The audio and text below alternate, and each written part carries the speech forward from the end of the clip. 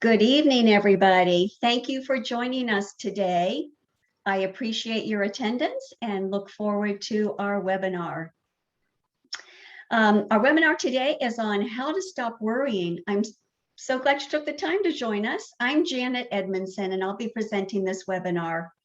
Now, I just want to let you know we might go 45 to 60 minutes today, depending on Q&A, just so you can plan your time.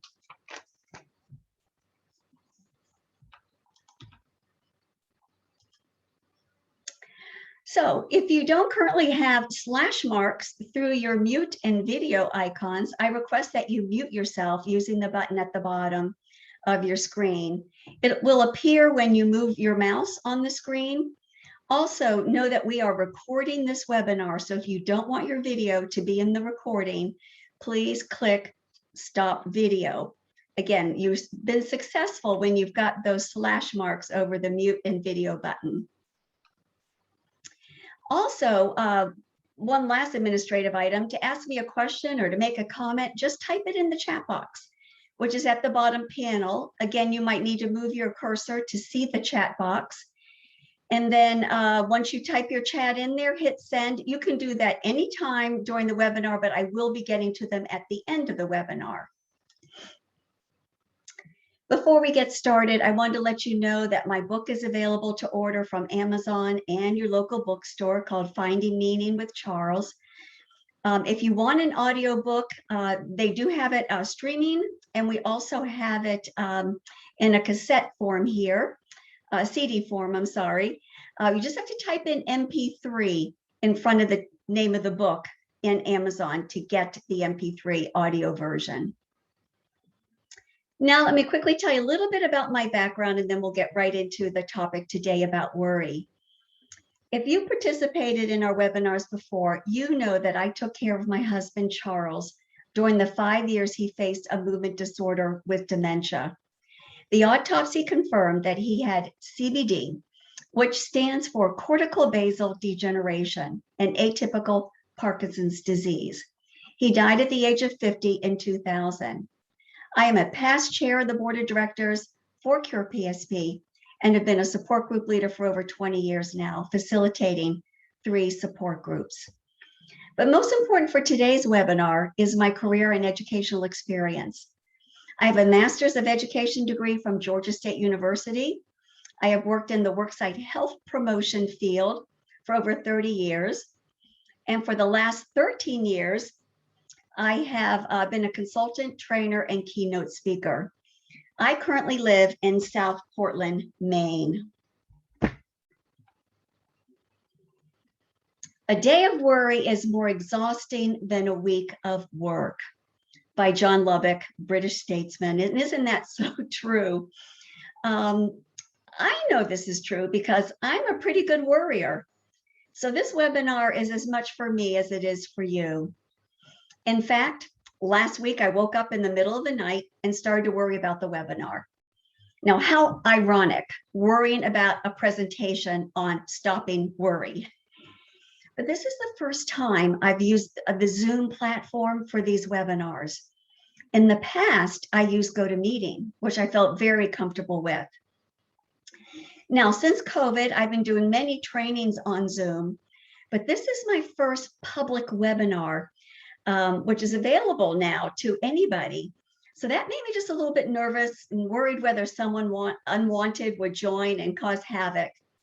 So this worry kept me awake for a while until I actually thought of a solution, and that allowed me to fall back asleep. The solution, I realized, is that I could record this webinar before even presenting it to you tonight. And that would give me a backup should someone hack into our Zoom or we have other technical issues. So I've made that backup recording, it's done, so we're good to go. If you worry, you are not alone. 86% of adults consider themselves worriers, as seen in a UK study. This is William Ing, English clergyman. Worry is interest paid on trouble before it comes due. Pretty powerful to think how worry is taking really kind of so much away from us. But that doesn't stop 2 out of 5 people who say that they worry every day. And look at this. The amount of time we each average that adults spend worrying is 1 hour and 50 minutes a day. So that's a lot of time that we spend in our mind in worry. Now, Tom Petty said, most things I worry about never happen anyway. Well, he was right. In fact, studies have shown that 85% of our worries turn out positive or neutral. Did you get that? 85% turn out positive or neutral. Most of the times, our worries don't pan out. Remember, it's hardly ever as bad as you think it will be. Worry is all about anticipation. The what ifs are almost always way worse than how you feel when something actually happens. So why do humans worry? According to Robert Leahy, PhD, director of the American Institute for Cognitive Therapy in New York City. Now I'm going to be referring back to Dr. Leahy a couple of times today, so you'll be hearing from him. He says, quote, people worry because they think something bad will happen or could happen. So they activate a hypervigilant strategy of worry and think that if I worry, I can prevent this bad thing from happening or catch it early, end quote. Therefore, you might feel that if you didn't worry about things, they might get out of hand. And actually, scientists have discovered that worry might have been a practice that our primitive ancestors used to keep us alive. Worry helped them stay vigilant in watching out for danger. You know, this is a trait that may have developed along with intelligence, this worry to keep them from getting into danger. So it's been with us for a long time. But there are many downsides to worry, which I probably don't need to tell you about. Most of you have already experienced some of these. So worry impacts risk of heart disease, risk of Alzheimer's. Worry impacts working memory, our sleep, headaches, stomach issues. Worry impacts our ability to be in the moment. It can impact our positive relationships. It can impact our confidence. And the worst part for caregivers is that worry can take time and energy that could better be spent on caring for others. An article about worry from the Huffington Post sums it all up. Quote, while worry in and of itself is not bad, it spurs us into action after all. Too much of it can lead to anxiety, which can have a lasting impact on health and happiness.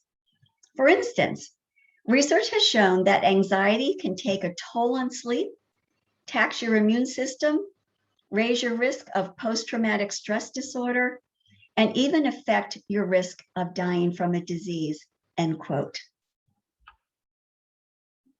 So what is worry?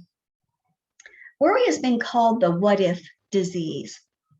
The problem with worry is that it becomes a cycle of self-perpetuating negative thoughts. Most thoughts, emotions, and anxiousness caused by worry are negative. Imagining worst-case scenarios, anticipating threats or scenarios that reflect our own lack of self-worth. Think about grooves in a record.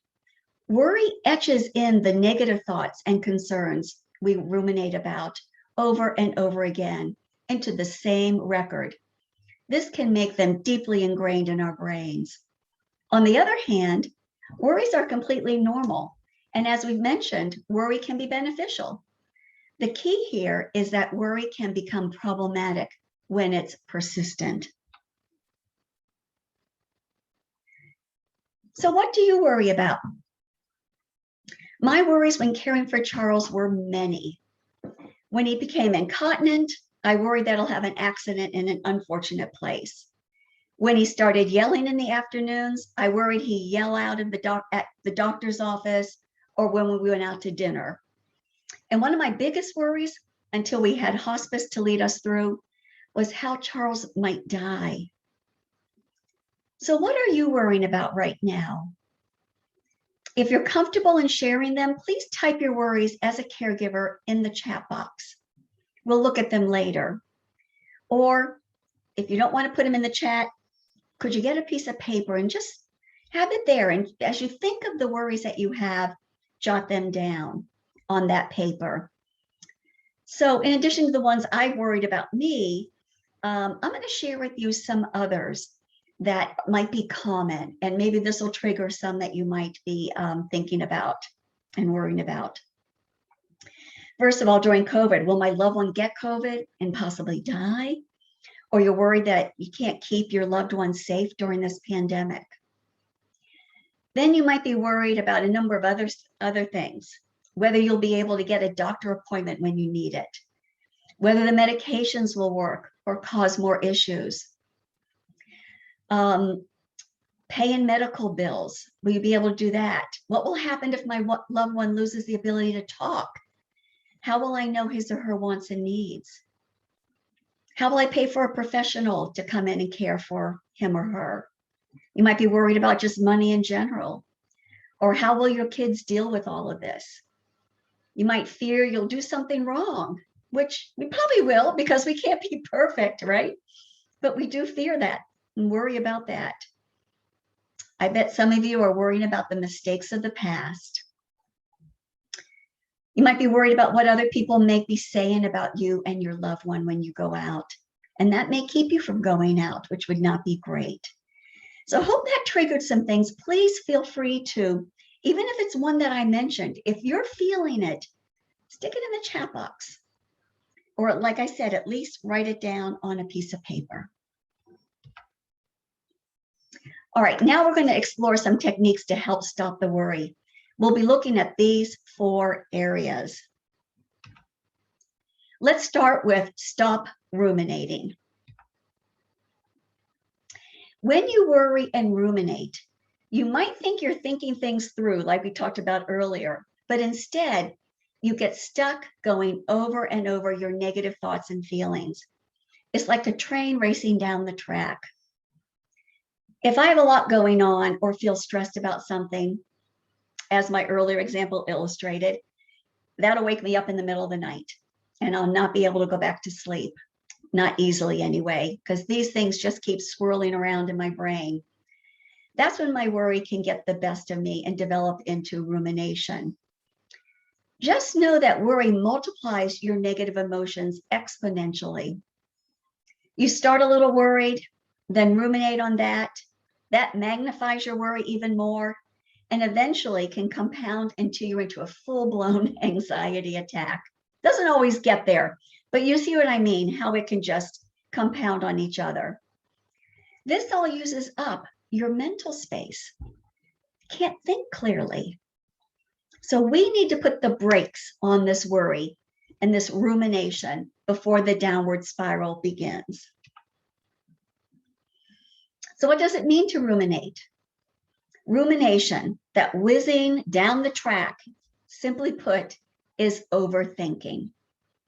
Now, according to Sonia Lyubomirsky, the author of The How of Happiness, quote, overthinking is thinking too much, needlessly, passively, endlessly, and excessively pondering for meanings, causes, and consequences of your character, your feelings, and your problems, end quote. She continues by saying that overthinking worsens sadness, fosters negatively biased thinking, impairs your ability to solve problems, saps motivation, and interferes with concentration and initiative. Rumination is especially toxic when you are doing it during a bad or a sad mood. It can spiral into clinical anxiety or depression. With overthinking, your distorted predictions or beliefs can then become a self-fulfilling prophecy. Yikes. According to Lyubomirsky, one of the most powerful ways to stop rumination and overthinking is to distract, distract, distract. She says, your distraction needs to be engrossing and absorbing enough that it gets you off the track of your rumination. So like this train, you get off the rumination track and onto a new track. Your brain can't be on two tracks at once. And the side benefit is that the positive emotions you unleash by your distracting activity can then give you a better and more creative solution to the issue you were worrying about. To stop worrying about something, simply direct your attention towards something else. Maybe a beautiful or meaningful picture you have in your bedroom, an image you remember from a beautiful sunset, or that full moon that we just saw a few days ago in that bright, crisp fall sky. When trying to sleep, but can't because of worry, recite lyrics to a song as a distraction while you take deep, relaxing breaths. See, that'll distract you. When you distract, you redirect your full attention elsewhere. Good distracting activities are those that make you happy, curious, peaceful, or proud. So another thing to write down on your piece of paper is what would be a good distracting activity for you. Let me give you some here. You could call a friend, go for a walk, watch a movie or TV show, listen to music, read. You might have a zoo, arboretum, or a beautiful outdoor park, some kind of outdoor venue that you could visit. And you could help someone else. Helping others is an especially great way to leave your worries behind. Research shows that helping others distracts us from our own thoughts and concerns. You can do this informally, or you can volunteer with a charity or organization that are aligned with your values. So again, I'd like you to think about what are ways you distract yourself. It might be something from my list or something altogether different.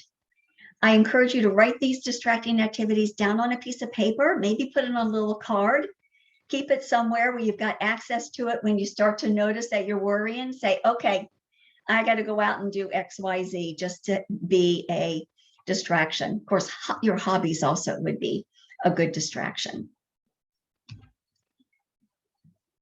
Another way to stop ruminating is to write your worries down. I've been asking you to do that all along today, right? So writing out your ruminations can help you organize them, make sense of them, and even see patterns you hadn't noticed before. Writing also helps you unburden yourself. Once it's on the page, it may no longer be swimming around in your head. The next technique is a real simple one. Just yell, stop. You know, this is a technique they sometimes teach people who are trying to quit smoking, is when they get the urge to smoke, to say stop, so that it's like that reminder that, okay, I don't need to be doing this. So for instance, if you're taking a walk, even for your distracting activity, and you notice yourself worrying, yell in your head, stop. Then redirect your thinking to something else, like planning for your next vacation or figuring out what you'll make for dinner tonight. The next technique is to set aside time for worry. This might seem odd to you, but wait till you hear about the research here. So for this one, you set aside 20, 30 minutes maybe each day to focus on your worries. Make sure this time is when you're not anxious or sad. If you get to your worry time and you're feeling anxious or sad, move that time. If during the day a worry pops in your head, jot it down to think about during your worry time block. This allows you to set aside your worry, knowing that you have time planned later in the day for your worries. Chances are that the issue has gone away or been solved by the time you get to your worry time.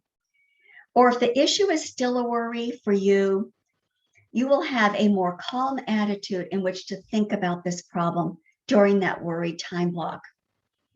So studies, including one at Penn State University, found that those who scheduled time to worry showed a significant decrease in anxiety in 2 to 4 weeks.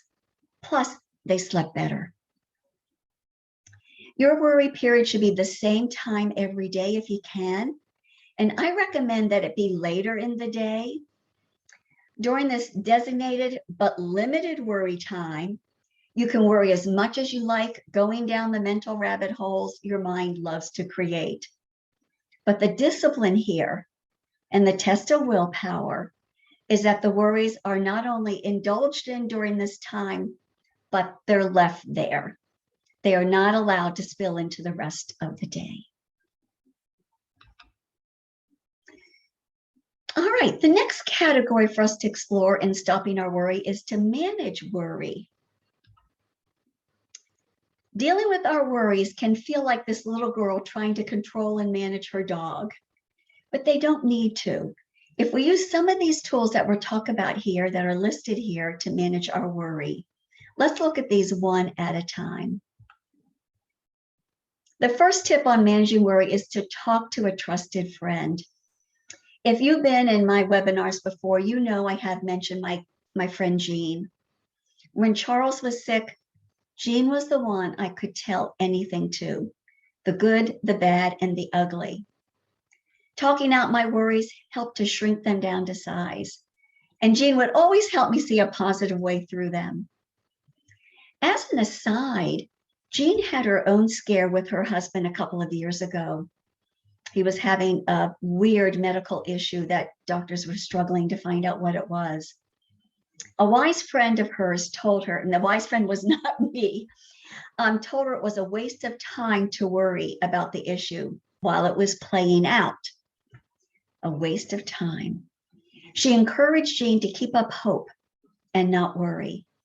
She assured Jean that if the worst case scenario did play out, Jean would just need to cross that bridge at that time, and that she would be able to handle whatever would be brought to her at that time. So I hope you have someone like Jean in your life. It might be a friend, a family member, or clergy, or a professional. The next tip to manage your worry is to simply make a list of your worries. Some of you have started that list by what you've typed in the chat box or wrote on a piece of paper. I encourage everyone to get a pad of paper or even the Notes app on your phone and start a list of your worries. Keep it handy so that when a new worry pops up in your mind, you can write it down. You got that pad right there. Also, I keep a Post-it note next to my bed at night so I can jot these worries down when they hit me in the middle of the night. And that then allows me to go to sleep knowing that my worry is listed there and I will see it when I get up and be able to deal with it then. So I found just writing things down stops these worries from spinning around in my brain. The next technique to manage our worries is to analyze the list and find solutions. As we analyze our list of worries, Dr. Leahy, who we mentioned earlier, suggests that we first look to see if our worry is productive or unproductive. A productive worry is one that you can do something about right now. With the productive worries, proactively look for solutions, because looking for solutions is the exact action we can take to stop the worrying. Focus on things within our reach that have solutions. Takes us away from creating a disaster scenario in our mind. And once you have some solutions, you can now consider taking at least a small action step. For instance, if you're worried about a new symptom your loved one is displaying, get on the internet to research that symptom and ways to treat it or handle it. Or send an email to your support group leader to ask what he or she knows about this symptom and find out how others have handled it in the past.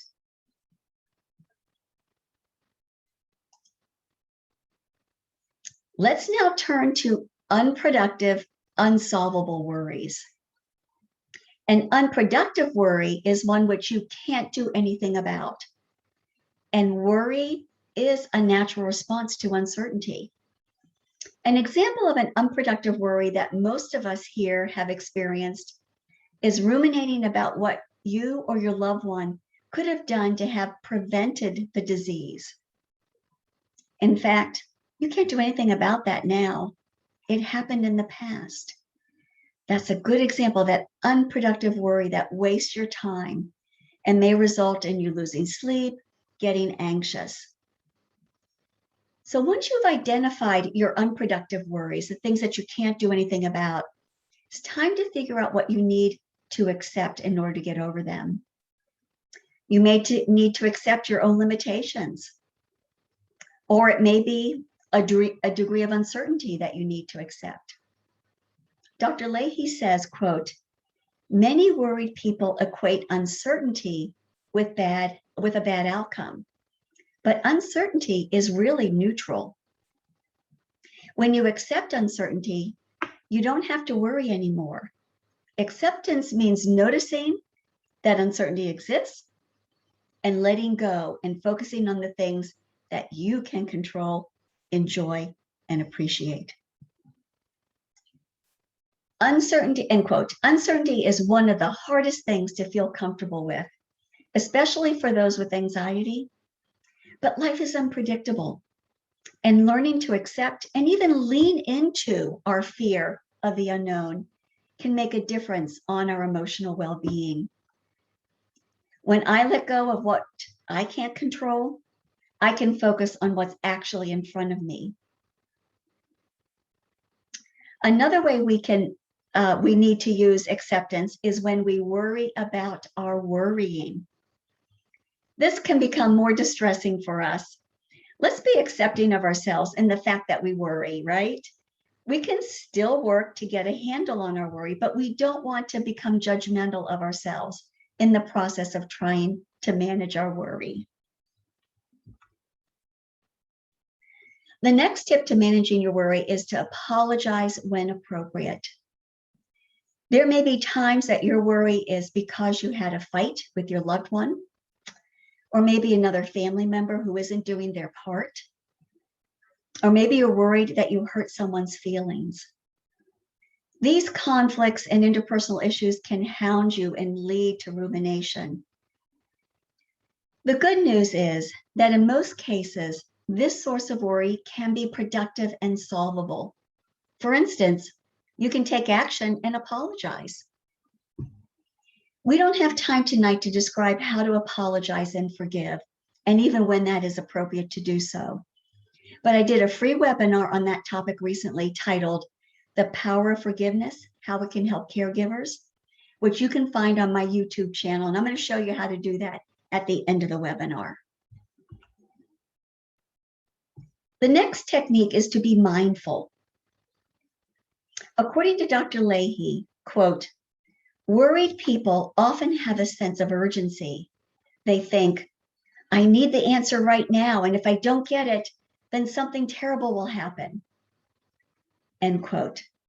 Leahy encourages, rather than focus on a sense of urgency, instead focus on what you observe right now. This is the essence of being mindful. He goes on to say, ask yourself, what can I do in the present moment to make my life more pleasant and meaningful? Being mindful may be one of the most effective strategies to get a handle on stopping our worry, as found in an analysis of 19 studies and published in Clinical Psychology Review. Mindfulness involves non-judgmental awareness of present thoughts and emotions. Its goal is to help you live in the present.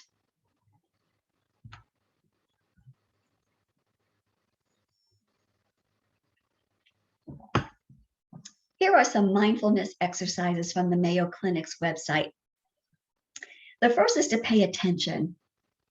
It's hard to slow down and notice things in a busy world, especially when you're juggling so many caregiving duties. Try to take the time to experience your environment with all of your senses. Touch, sound, sight, smell, taste. For example, try this when your loved one is resting quietly next to you, or when you eat your favorite food. So pay attention. The next is live in the moment. Try to intentionally bring an open, accepting, and observing attention to everything you do. Find joy in simple pleasures, like seeing your loved ones smile and enjoying a cookie. Savor those times. And then focus on your breathing. When you have negative thoughts or notice you are starting to worry, sit down, take a deep breath, and close your eyes. Focus on your breath as it moves in and out of your body. Sitting and breathing for even just a minute can help you become more mindful in the moment.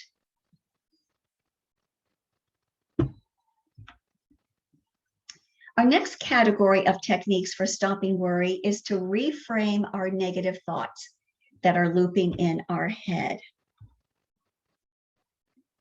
This technique comes from the happify.com module titled Stop the Worry Cycle, created by Derek Carpenter. His first suggestion to reframe negative thoughts is to look for the excitement. And since I've studied this from his work, I've actually tried to do this, and I like this one. So look at your worries from a different perspective. When you become worried about something in the future, whether it's happening 2 minutes or 6 months from now, tell yourself that you are also excited about it. For example, if you're meeting with a new doctor and you're worried about how it will go, maybe you'll also be a little excited about the opportunity and all of the benefits a new person's expertise might bring. Many of the symptoms that accompany worry, like increased heart rate and muscle tension, are also the symptoms of excitement. And we can reduce the worry by focusing more on the excitement. Carpenter's next suggestion to reframe our negative thoughts is to look at plausibility. So identify one unpleasant thing that happened to you. Instead of ruminating about it, think about why you think it happened. Come up with one explanation you're fairly confident about, really why you think that thing happened, and then come up with a few others. Once you have a list of at least 3 possibilities, the bigger the better, read through each of them. Which seems most plausible to you? Which seems less plausible? What evidence do you have in favor of one or against the other? This may now give you some insight into the true plausibility of why this happened, which can help with actionable solutions going forward. Worry doesn't prevent things from happening. It just means you suffer twice if they do. Ellen Hendrickson in Scientific American. Our final category of techniques to stop the worry is to do positive actions. These are in addition to all the other ways we've discussed for managing and dealing with our worries. We can take proactive, positive action steps. And let me tell you, there are studies on every one of these that really show how they help reduce anxiety and thereby our worry. So let's look at these one at a time. The first practice is gratitude. I'm sure you all have heard about gratitude. It's out there everywhere. There are a number of ways, though, that you can use this skill of gratitude to help with worry. One way would be to take a gratitude walk, especially when your worries are getting the better of you. While you take your walk, think about things that you are thankful for in your life and why they matter. Consider people, memories, your good fortunes, maybe favorite foods, and express gratitude for them while you're walking. Also, you can think about things you do have control over. Come up with as many as you can during your walk. Another gratitude skill is to simply write down what you're grateful for. Take a few moments to consider something in your life that you appreciate. Who is that? What is that? And where fills you with a sense of gratitude. Research suggests that when we cultivate increased appreciation in our lives, we feel happier and more optimistic. Another thing to do at the end of the day, list 3 things that went well that day or that you feel good about or that you appreciate. Even something as simple as a good cup of coffee counts. If you do this at the end of the day, you're able to relive those, savor those, and let them be a good part of some positive emotions. Expressing gratitude to others is another way to practice gratitude.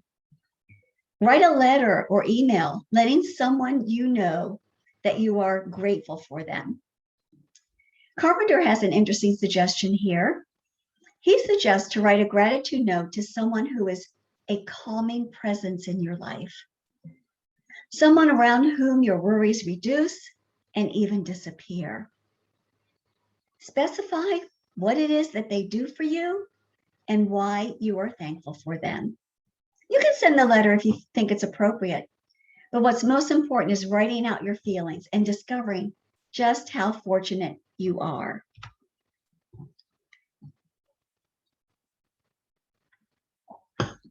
Exercise may be a predictable way to beat stress and thereby reduce worry, but it's only predictable because it is so effective. As we've already discussed, consider taking a gratitude walk, especially during worrying times. But just walking for walking's sake is helpful. Studies show that exercising can result in lower anxiety levels. The effects of aerobic exercise, that's like walking or something that pumps up your heart rate, has been found to be similar in effect to antidepressants, especially for moderately depressed people. Let me tell you, it's powerful. And it appears that exercise is especially helpful for women. Women who exercise dramatically improve their mood, including reducing worry, than men. All right, I know that as a caregiver, it's very hard to find the time for exercise. One way I fit it in when Charles was sick was taking him for a walk in his wheelchair around the neighborhood. My worries melted away as neighbors came out to greet us. The next proactive action step you can take is to try to get enough sleep. Studies show that getting enough sleep can lessen worry and negative thinking. I know that prioritizing sleep can be difficult with all the caregiving duties you have, but it is critical. We don't have time tonight to go into ways to get more sleep and better quality sleep, but this is another topic that I've addressed in a past webinar, and it is available free on my YouTube channel. Another proactive activity you can do is to practice relaxation exercises. There are many science-backed relaxation techniques. Deep breathing is probably the simplest. Just deep breathe in and out, thinking about your breath. All you need to just do one of those at times, and that will relax you. Meditation, which we're going to talk about in a minute, is another relaxation technique. Another one is called progressive muscle relaxation. I learned this when I was in high school. I had trouble sleeping back in high school, and I used it back then. So when you lay out, what you do is you start at your feet and you work your way up to your eyes and your scalp. So you start with your toes and you crunch up your toes as you take a deep breath in. And then when you exhale, you let it go. Then you go to your calf muscles. Deep breath in, tighten them up. Exhale, let them go. Slowly work your way up all your big muscle groups, all the way up. Don't forget your fingers and your arms and your shoulders, your head, your eyes, and your scalp. Deep breath in, deep breath out. By the time you get all the way up there, your body is totally relaxed. Yoga, we're going to talk about that in a minute. It's another way, relaxation exercise. Tai Chi, massage, just getting outdoors can be relaxing, or doing something you enjoy, like those hobbies. Since COVID, I started doing jigsaw puzzles. I used to do them as a kid and loved them. Hadn't done them for 20 or 30, 40 years. Now they are my way in the afternoon, get a cup of tea, spend some time working on my jigsaw puzzle, and it really is calming for me. So these counter feelings of anxiety and stress, incorporating them into your daily life can promote a calmer frame of mind and help ward off worry. I mentioned I would talk about meditation. Not everyone is comfortable doing meditation, but it's well studied, and it is a fabulous practice to increase our mindfulness and reduce our anxiety. With meditation, we are essentially training the mind to be calmer, more at ease, and less reactive. Meditation is a tool that, if used consistently, will help us rewire our thinking, aid us to break the worry cycle. Brain scans show that meditation actually activates parts of the brain that control emotions and worry. So it can be a phenomenal thing to try. So by sitting quietly and focusing either on your breath or on the physical sensations of the chair beneath you or your feet on the floor, you'll ground yourself in the present moment, allowing for a greater sense of calm. Let me walk you through just a basic sitting meditation. And try this right now if you're comfortable doing it at home. So sit in a chair comfortably with your back straight and maybe resting against the back of the chair, feet flat on the floor, your hands on your lap. Take deep breaths in through your nose and focus on your breath moving in and out. If physical sensations or thoughts interrupt your meditation, note the experience and then return to your focus on your breath. That's how easy it is. And then just continue your deep breathing. Now, some people use a mantra. You don't have to, but that's the essence of a simple meditation.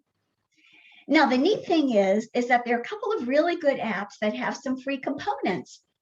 One app is called Calm. Another app is called Headspace.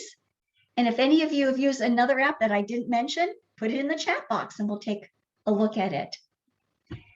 Charles and I were very lucky to be part of a mind-body program during his disease. It was developed by Dr. Herbert Benson, who at the time was a very famous cardiologist and wrote a book on relaxation. As part of this 10 or 12 week program, we got relaxation tapes.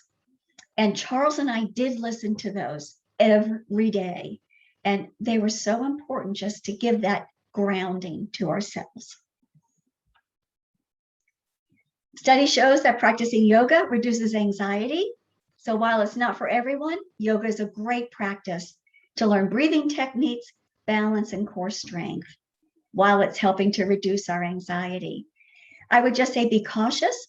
There are many free YouTubes on yoga, but you can get hurt. So talk to your doctor first.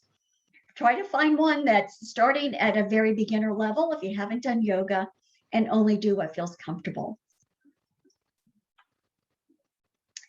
And finally, if you have a spiritual faith, to help you reduce your worries, foster a belief in a higher power that has your best interest at heart. So we've discussed how to stop the worrying using these various techniques. I hope at least one or two of them might work for you. For worries that you wrote down in the chat or on a piece of paper, think about what strategy might work to handling them. Which one that we discussed might be good to handle them. And now I'm going to take some time and take a look at what you listed in the chat box.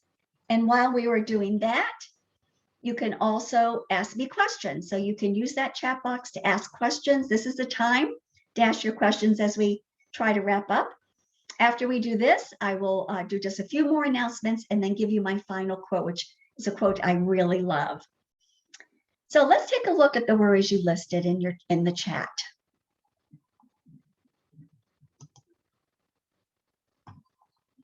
Okay. Charlotte says, worry about my brother's disease, ataxia. Research says time is up. Yeah, it is really, when you have for those that don't know about ataxia, it is a neurological disease with very big movement balance issues that progress the way many neurological diseases do. And we do worry about our loved one, and especially when we know that the disease is coming towards an end. So Charlotte, This is one that you can't control. This is an unproductive worry, right? So you need to think about what are some ways that you can accept this and still do proactive things to show your brother that you love him, right? So good luck with that. And my heart goes out to you. Hi, Eileen. She says, I used to worry who would take care of my husband if something happened to me. Oh my goodness, yeah.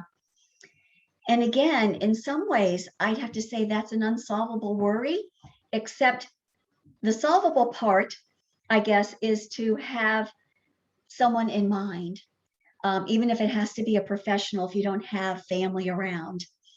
But the unsolvable part is you don't have control sometimes of what might happen to you, except taking care of yourself, right? And I know, Eileen, that is a struggle and something that you worked hard to do. Joy says, I worry about how I will be able to care for my husband as his condition, he has MSA, progresses. I worry about how I will manage and go on with my life once he passes away. Joy, I think those of us that have gone through a similar experience totally are there with you. For those that don't know, MSA is multiple system atrophy. It's a neurological disease that progresses over 5, 10, 15 years. And you lose a lot of your autonomic processes like become incontinent, your blood pressure doesn't work right, and then you have balance issues and rigidity, et cetera, all those kind of things that a lot of these neurological diseases have. So to worry about how you're going to care for them is definitely a real worry, because I've known caregivers who are small and they're caring for a larger person, or you don't know what to expect. So on that aspect of your worry, this is where doing webinars like this, getting into support groups. There are online support groups now that have taken over the in-person ones.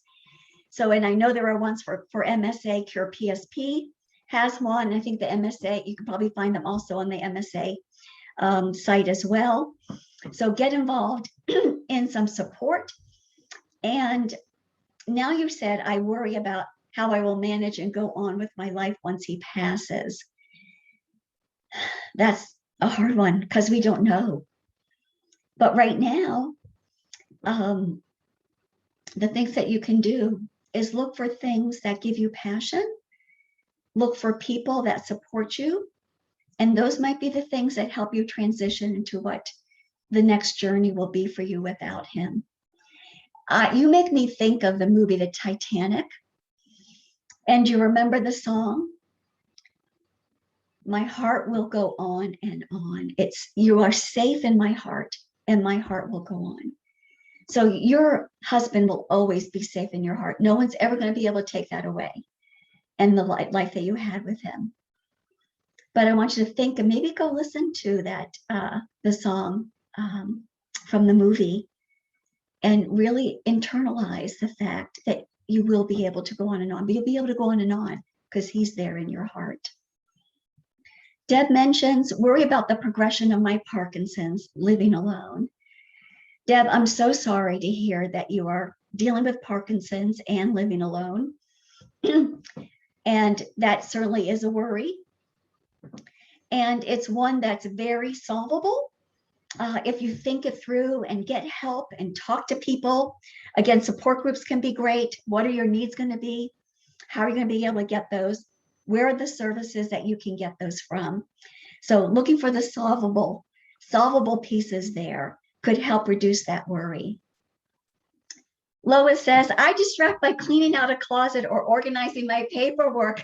Perfect. Oh boy, and you want to come clean some of my closets out? Catherine says, the Honest Guys meditations on YouTube are free and range from 5 minutes to 8 hours. Okay, so there's another one, write that down. The Honest Guys for meditation. That would be in addition to Calm and Headspace. Thank you for sharing that, Catherine. I think that's it on our questions, comments. So let's go ahead and take just a couple of minutes to wrap up. I told you that I would share with you about my YouTube page. Here's how you get to it. You type in the search box when you get to YouTube, youtube.com, Type in the search box, Janet Edmunson. Then you'll see a lot of my videos. I want you to skip through all those and get to the listing that has this circle with my face in it and click on that, because that'll get you to the webinars. Once you get to that, you'll see something similar to what I have up here on the screen, which I have 2 of my webinars listed here, but if you keep hitting the arrow to the right, you can see all the other topics that I have. And I think some of them would be very helpful in reducing worry. And I'm just remembering, I do have one on stress during the holidays. So with the holidays coming up, you might want to look for that one as well. As a reminder, my book is called Finding Meaning with Charles. It's available on Amazon or through your local bookstore and my website. Here's my final favorite quote. This is from Corrie ten Boom, who was a Dutch writer who helped Jewish people escape from the Nazis. Worry doesn't empty tomorrow of its sorrow. It empties today of its strengths. Let's not let that happen. Let's commit to stop the worry. And with that, I want to say thank you for attending tonight. Feel free to contact me directly at janet@affirmyourself.com. And I hope you now have some tools to experiment with to try to stop your worry. Good night.